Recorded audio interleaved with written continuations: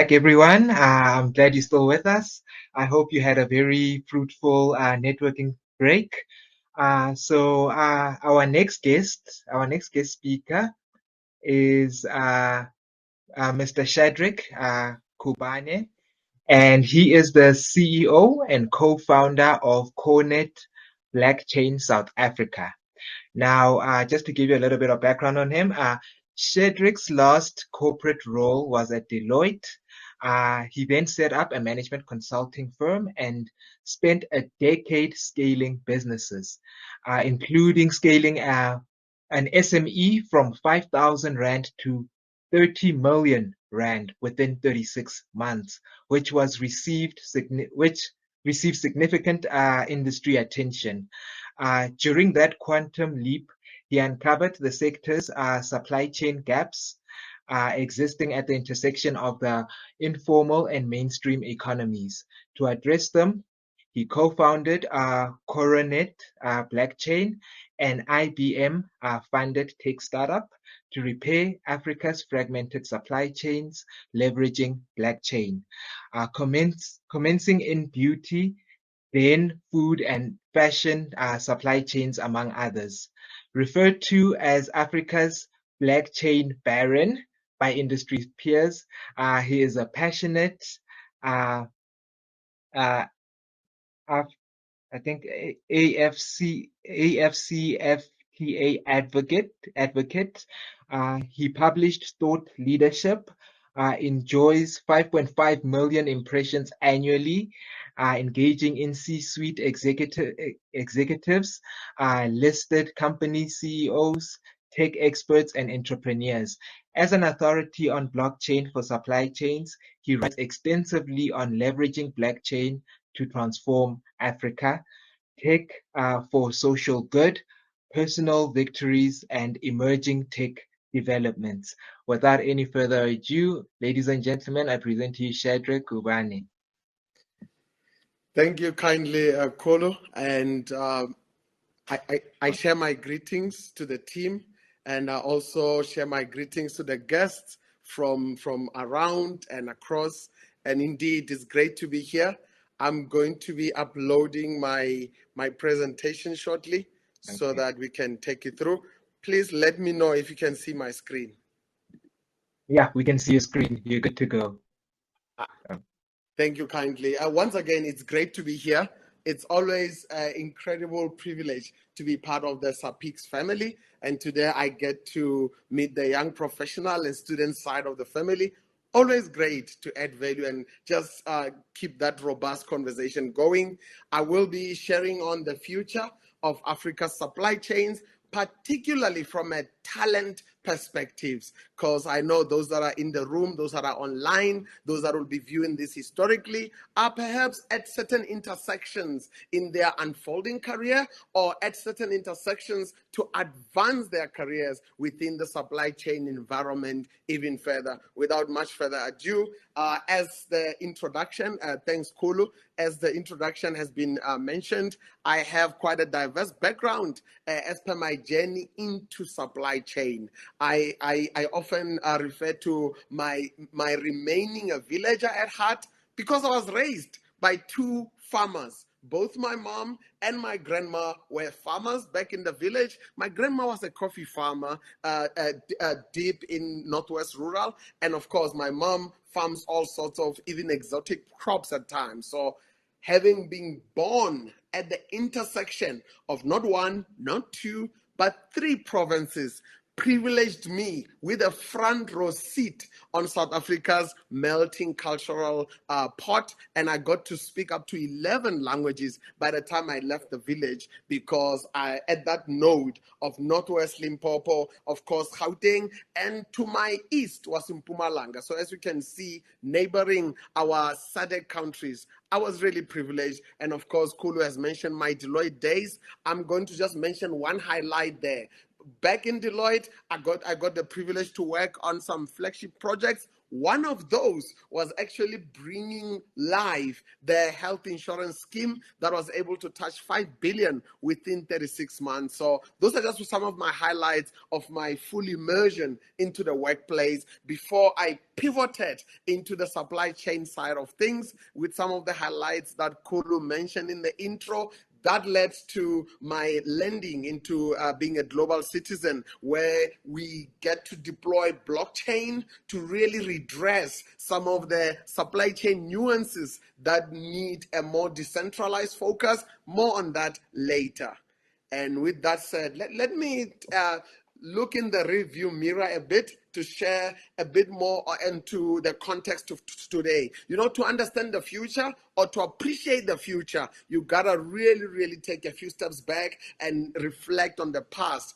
Back in the village, you can say that I'm actually the last generation of farmers who lived off the ground. So my supply chain environment back then was pretty much transparent. I don't know how many of you online can identify with having to actually not bother about why the chicken wants to cross the road, because you are the one busy chasing it across the road, because some see chicken, you see dinner. So yeah, that's the kind of transparent supply chain I grew up in. Of course, on a granular level, on a minute level.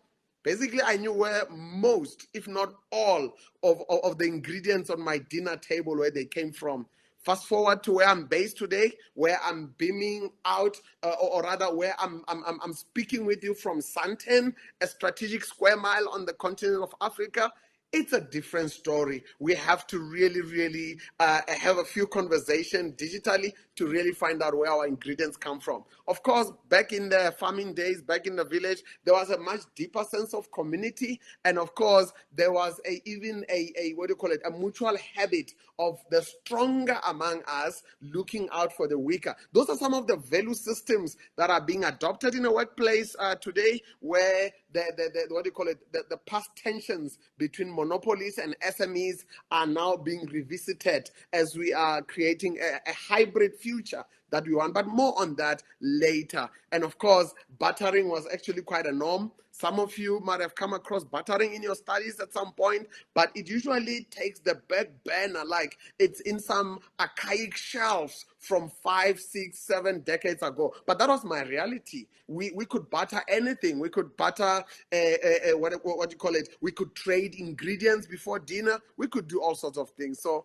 those are the joys of village life. So with that being said, you later appreciate why my posture in the marketplace is largely being advantageous from my humble village beginnings, thanks to my value systems that I retained. So a bit on bartering. Historically, those village supply chains, it will be crops for crops at times. It could be what do you call it, a sack of crops for what do you call it, a portion of meat. Of course, meat was quite priced, was quite a prime item to have at your dinner table. So understanding a flow of goods at that village level, later a lot more complex as supply chains become. You get to kind of like rely a bit on that village muscle memory, especially when you are configuring blockchain solutions that could span countries, could span industries, could span regions, and sometimes currencies. So being grounded and being rooted in where you come from. Let me pause there. Have some of you reflected on how some of your upbringing? It could be in the big city, it couldn't be in the township. I don't know. Maybe your folks were traveling across the world, and what you perceived as a bit of a nuanced dynamic of having to change schools quite a bit. Today, it might actually work out to your advantage. Just ponder on that as we have a Q&A on the other end of this delivery. And of course, it could be crops for service. That one I need to unpack it, because there is a university angle for that.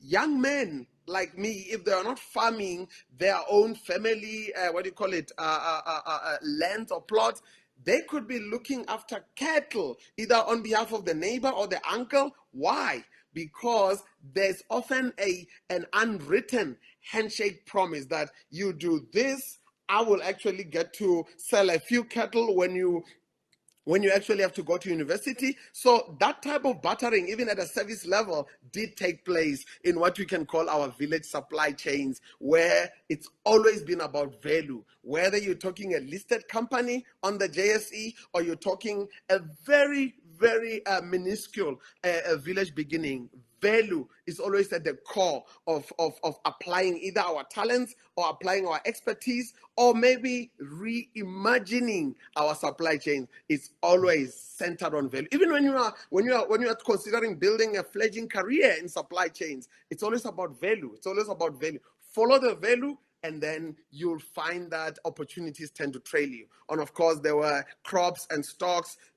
That stock and investment, some of you might know it as lobola. So you keep the cattle, and of course, that same cattle value chain later materializes in social settings. So that is just a summary on the bartering from my age-old village beginnings.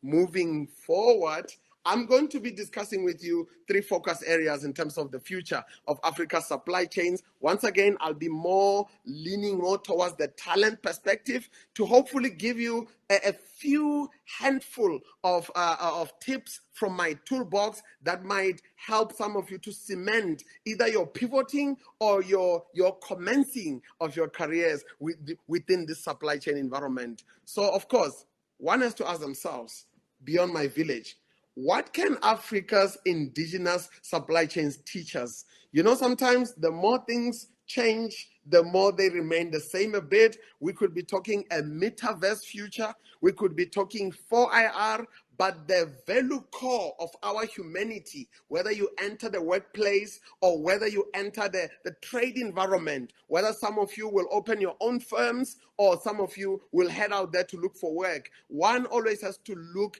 both historically and into the future. And just to put a bit of context on why we need to look at the indigenous past to appreciate the digital future, my firm, Coronet Blockchain, we have a contract that came in that we just finalized 2 weeks ago, excuse me, with a US-based agency that really is more a quasi-government. They wanted us to deploy blockchain across the supply chains where the monitoring of particularly nuclear materials can be better monitored and better regulated.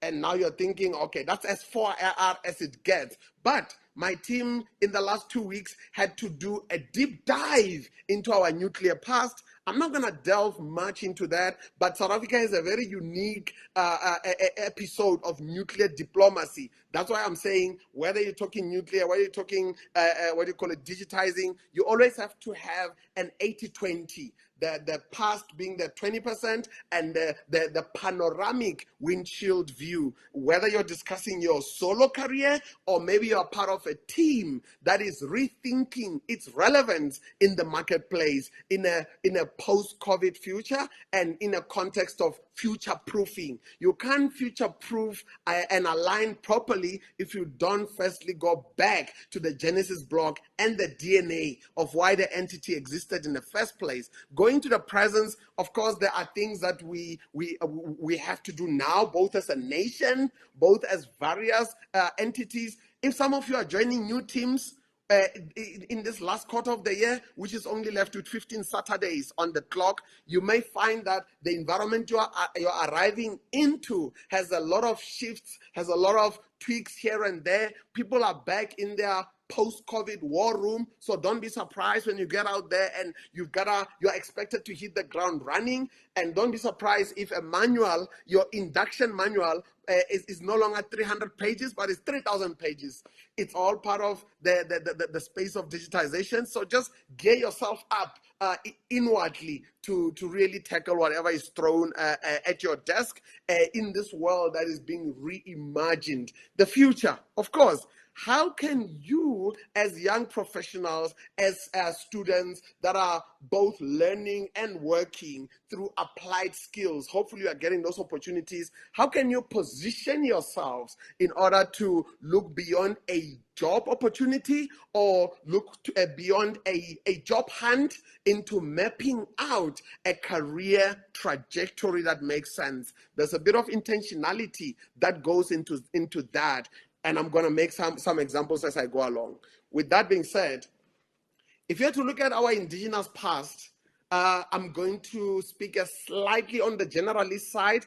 The past was a bit more inclusive. If you have to think about how village ecosystems and regional ecosystems were self-sustaining, were decentralized, you find that even myself, I'm going to give you one practical example. I would plant mealies. I would cultivate the whole environment. I will harvest the mealies, of course, with a team of my neighbors. And I'm from a family of 5 boys, so we were a team. We were a team. What do you call it? By ourselves. And then, of course, we will evolve to. I'm gonna say it in Setswana. Husila. Husila. It means we will actually crush the whole mealie, sift it, and then we have 2 choices. Are we going to store it for our consumption, or are we going to get it to the silo where we can exchange it for money? So you can see how inclusive that is. Everybody played their part, from children right to adults, and even to visitors from outside the village. We ran our own granular level see-through supply chains. It was a very inclusive environment. Fast forward later, we have a scenario where the success of past mergers and acquisitions have seen a big boys club tend to form in industries, not just supply chains, but across bilateral industries, where at the very top is the fewer that tend to own the majority of the value chains in certain industries. But there's going to be a shift towards that in a post-COVID era, where either jobs are being brought back from offshore, or either self-sustaining economies is costing governments to rethink our food security and a whole lot. And that requires all hands on deck. It's not a sizable mammoth task that can be handled by the fewer that are on the listed environment, but both the small business and even emerging skills like yourself, we've got to really work in tandem. And transparency, I've gone into great details showing you how from that end of our village ecosystem to that end, we kind of like we even knew who actually will actually sew or repair clothes. We had Abatungi, we had Baruki. So whether you're talking fashion, whether you're talking food, or anything in between, we were pretty much sorted, and we saw where everything's going. Blow that up on a mega level. We are seeing a need for a return to transparent supply chains, and that transparent future is going to require all the talent we can get. I'm going to make a few examples. I'm not sure how, some of you, if you are aware that about 3 weeks ago, there was a whole lot of tariffs that were raised at the border post of South Africa to prevent what's called dumping of particularly certain potato chips, ingredients from Germany.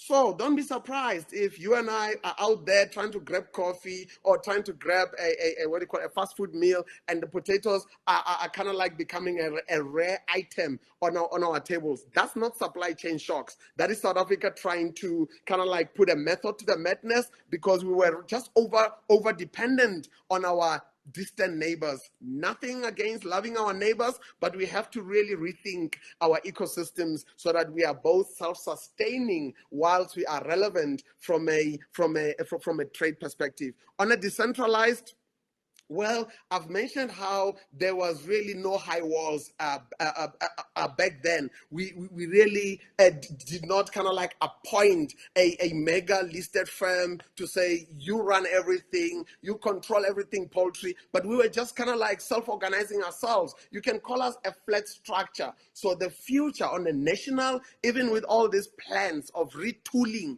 and reimagining the economy, we are going back there to really apportion and decentralize the power center across. So with that being said, let's look at a bit of the present on an industry level. You know, like I've mentioned, we've had a dynamic of bigger players tending to kind of like centralize their what do you call it? I want to put this in a really polite way. We've had a bit of a hogging of resources, and healthy supply chains do not work like that. Not from a blockchain perspective.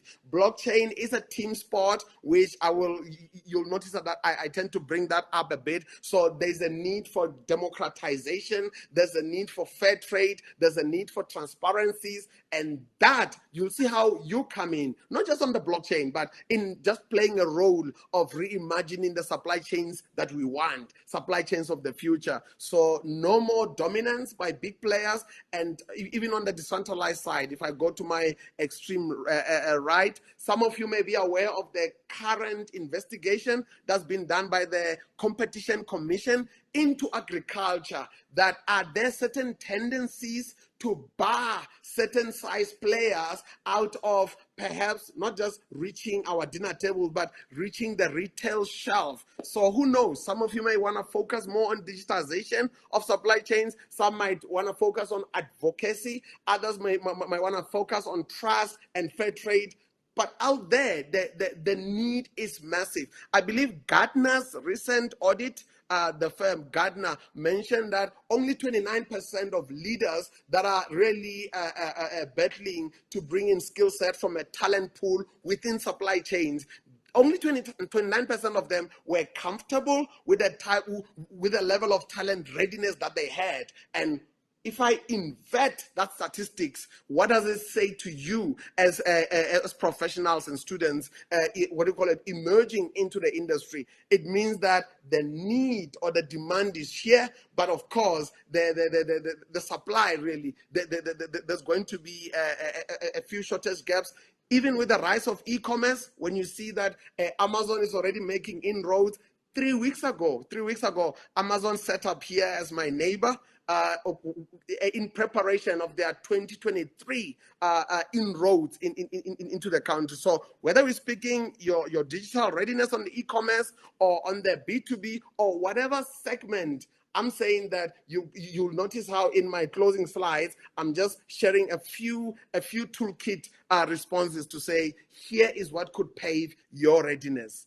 And I think the Kenyan example there, we had a scenario similar to South Africa in Kenya, where for the last 10 years, KFC was actually not, KFC in Kenya, for 10 years, they were not sourcing their potato chips, or rather their potatoes for their chips from Kenya, despite Kenya being such fertile ground and being respected for their grade of potato outputs way back from the war days, when the British system helped them to set up such such global standards ready kind of output. But they were not fetching that. What happened? Consumer advocacy drove that, even well beyond the company's own ESG, environmental, social, and governance scorecards. That was going a bit too slow. So I'm just showing you some hints along the road that demand is outstripping supply in terms of readiness. So how can you be ready? On a skill level, you have to realize that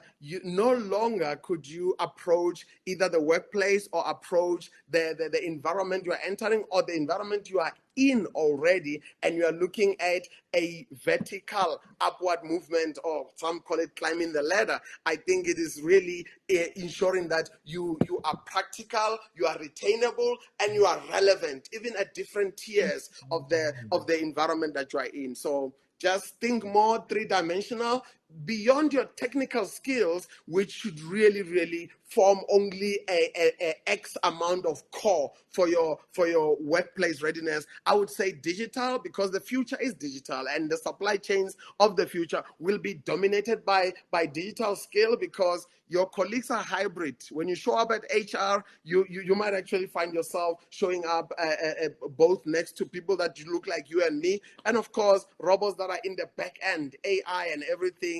I'm going to show you how there's no need for a phobia to really crowd your space where you feel like you'll be made redundant or you'll be sent home. I'm going to share just a tip as I close as to how to prepare yourself from a skills positioning for the not only supply chains of the future, but the workplace of the future, the future of work. Having transitioned myself in the last 20 years, where there was quite a number of transitions I've had to tackle, and I don't mention this often, but at some point I managed my workplace transition so well that the likes of 702, the likes of SAFM used to actually knock on my door for me to be their subject matter expert on how to navigate workplace transitions. I don't know, maybe some of you could be moms. One of the topics I spoke on back with Redi Thabi, she was Direko, was how to boomerang back into the workplace. I was particularly addressing returning moms that have gone on maternity and now they're coming back, how to hit the ground running. So when I was talking about moms, I was talking about someone transitioning from the blue collar side to the white collar side.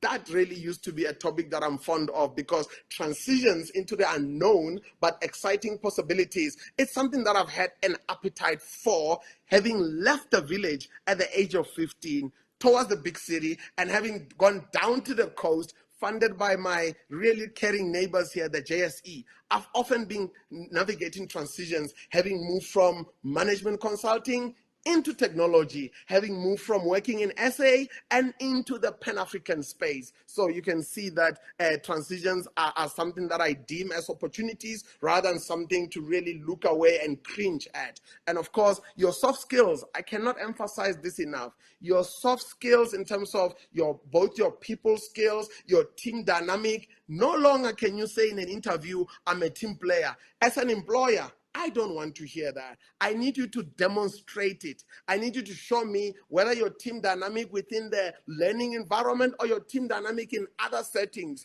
And what do you call it? If you're not volunteering right now to get hands-on practical work, I put it to you that you need to do that. You can volunteer, whether within the supply chain entities within your reach, or even with the UN. The last time I checked, the UN runs a supply chain, a global supply chain of more than $3 billion US. That's a lot of spend. That's a lot of moving parts. So I'm sure there's a volunteer opportunity in there for some of you that want to have that exposure to really work across borders before they even head on to graduate programs. On that note, I'm about to wrap up. And of course, I often encourage, in order to harness all these skills, I encourage a T-shaped learning. I'm going to grab my pens here. A T-shaped learning, some of you may be familiar with it, but all that means is you decide what's going to inform 80% of this part of the T, meaning what you're going to deepen your insights into, but don't neglect the top part of the T, whereby that's where those soft skills come in. That's where your cultural awareness comes in. That's where a bit of linguistics comes in, and also a terrain awareness. Kulu did mention that I'm a passionate AFCA advocate. The Africa Continental Free Trade Agreement, perhaps you are aware, the borders are being lowered, meaning our neighbors are heading in this direction, particularly on critical skills. Don't think much about our current dynamics in South Africa, where there's a bit of an anti-foreigner discussion that's happening out there. Don't mind that, because on the other side of that is a gazetted critical skills list. Maybe you fall within that. So if I was you, I'll make sure that I will embrace all that this conference has to give. Even beyond this talk, I've got my other colleagues that are really bringing in value from various domains. Embrace, take lots of this, take lots of notes, and make sure that maybe you even get together for practical notes exchange sessions after this to really look more at applications. Don't just take in the data, internalize it, apply it. That's conferencing 101. So take this opportunity. Some of us wish we had them when we were on that side of the desk. So grab them. Make sure that you've got a type of team agility to really be at home, to look those,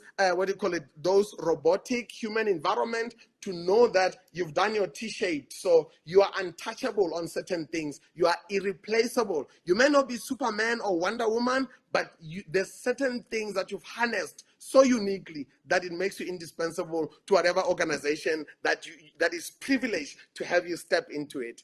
And on that note, good people, it's been such a privilege taking this time to share just a bit from my toolkit. And once again, much gratitude to the organizers, much gratitude to the SAPICS family and strategic partners that have really made this knowledge exchange and knowledge sharing environment possible. I will now hand over to look at the Q&A side. Thank you kindly.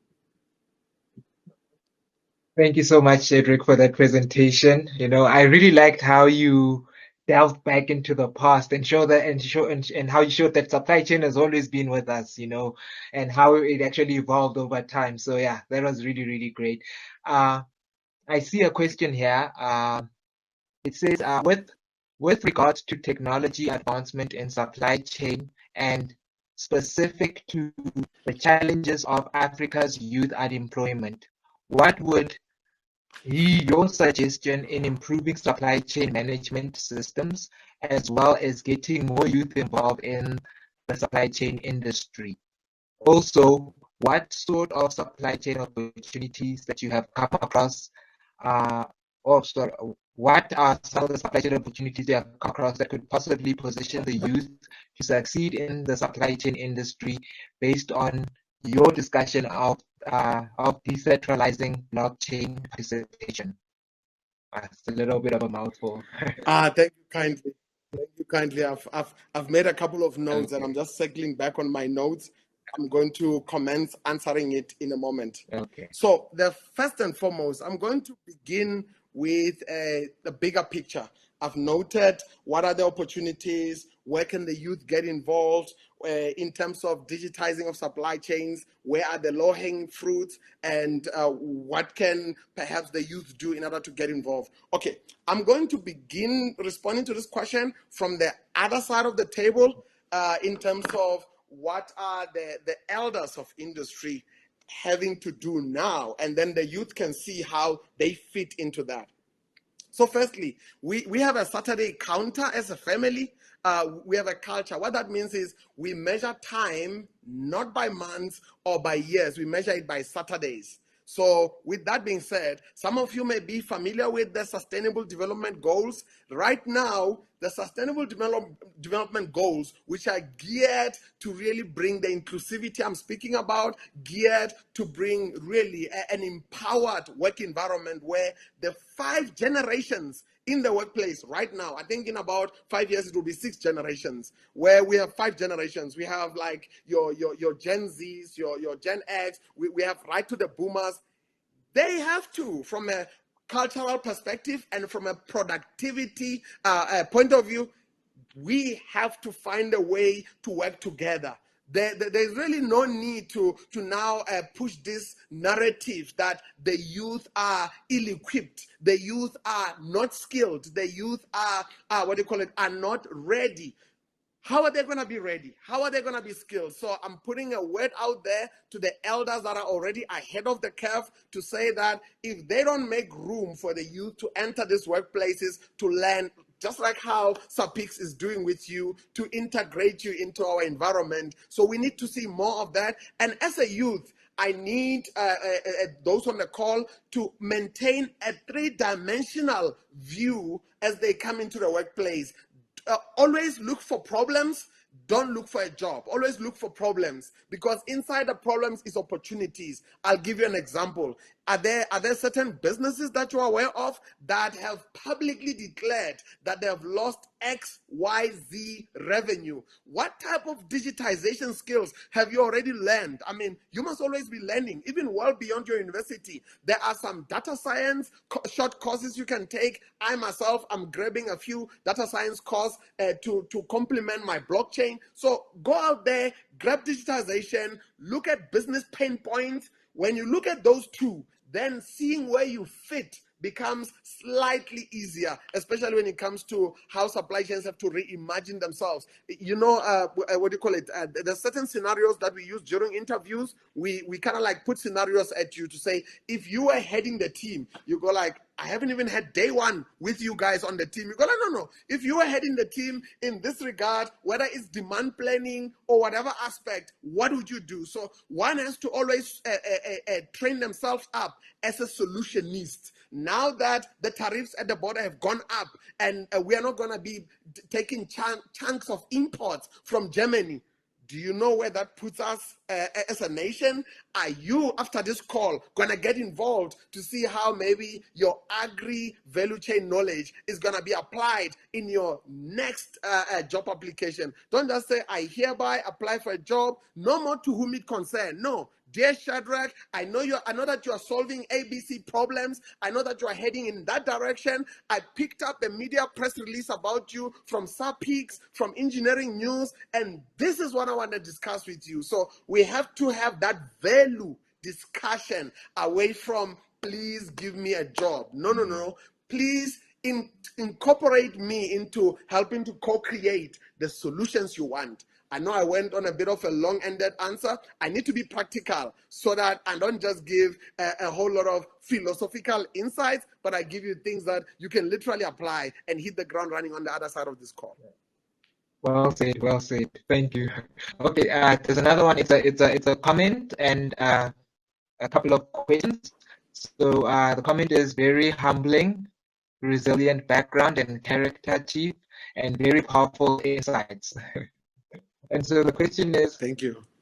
What advice would you give to an organization that still sees ESG as a cost component to their balance sheet rather than a non-negotiable, responsible, and sustainable way of doing business across the value chain? That's a very important, that's a very critical question, because without disclosing the publication, my team recently submitted my thought leadership insights to one of the JSE listed company entities that asked exactly that question, but in a different format. How can blockchain equip and empower JSE listed firms and public-private sector organizations to better manage and consolidate their reporting, their ESG reporting? So to answer the question there is that I'm gonna use a bit of a social media twist there. If C-suite leaders that are the custodians of the ESG reporting environment or the ESG functionalities, if they still see it as an expense rather than a worthwhile investment into into helping the entity to retain relevance and have both heart and both have heart and whilst taking care of the balance sheet. If that's not the case, here's my social media twist to those companies. It's gonna end in tears. It's gonna end in tears because without any warning, you don't know where a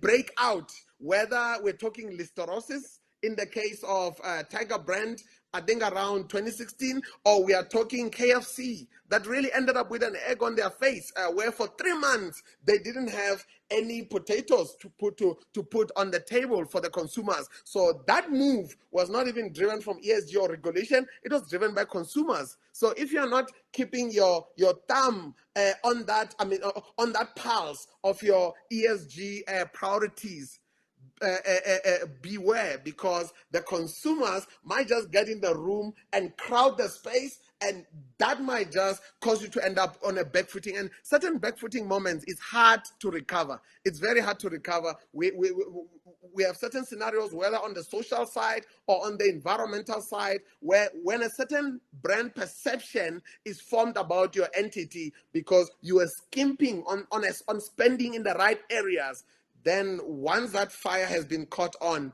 really, it can catch on. I know a lot of our media attention is often on politicians, but when companies get it wrong, they get it wrong really bad. So there's no need for even regulators to ask you. Never leave the future of your ESG priorities in the hands of what regulators want. It must be innovation-led. And that's where solutions like the blockchain helps to minimize the silos and to simplify reporting across the different data sets that are perhaps crowding your dashboard as a leader. So yeah, it could end in tears if people don't catch a wake up in time.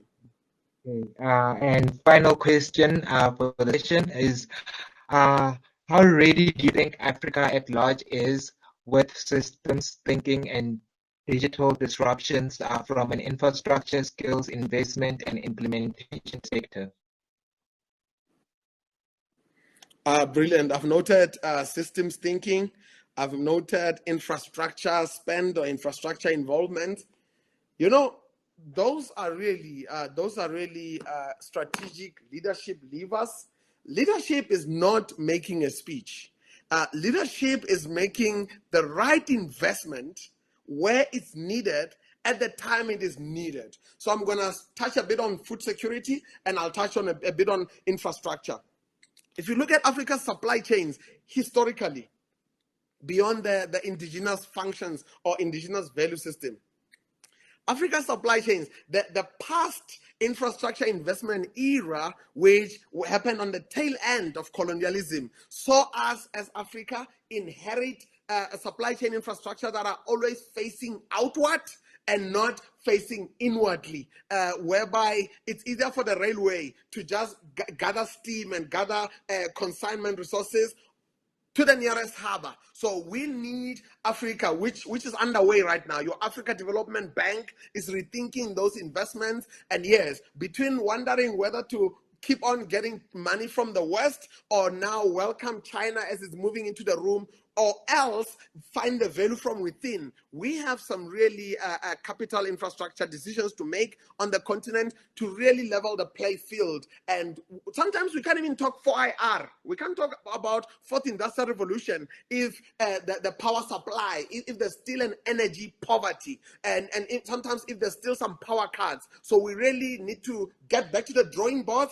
It shouldn't just be students who do their homework. We as African nations must get back to the drawing board, do our homework, so that when future generations interview us and say, but Shadrack, Kulu, and the rest of the leaders in the room, why did you miss those opportunities to better the infrastructure, to digitize and head into the metaverse? Why did you miss those? Why is Africa always late to arrive at the table? So those are some of the discussions that we're having at the Africa Union level, and what we want to see beyond the clever speeches, beyond the policy remarks, we want to see more investment, and that is what we are pushing towards the Africa we want. Thank you kindly. Okay, thank you so much. Unfortunately, ladies and gentlemen, we're out of time. Will you be staying with us, Shadrack, throughout the event, or because I'm thinking? We'll have what I'm thinking, yes, I'm going to stay a bit for about 10 minutes, but I'm going to be transitioning onto a travel. But once again, if there's any questions or any comments, you are welcome to put them together, and Cindy and the team can always share them with me. But I'll be on the lookout. Whichever way I can be of value to this emerging leaders, I will always make time on my desk to make sure that from my desk to yours, from my toolbox to yours, we co-create the future we want. Okay. Thank you so much. Thank you everyone for joining us in our session. I'll be transferring you to the next session. See you then. Thank you and bye.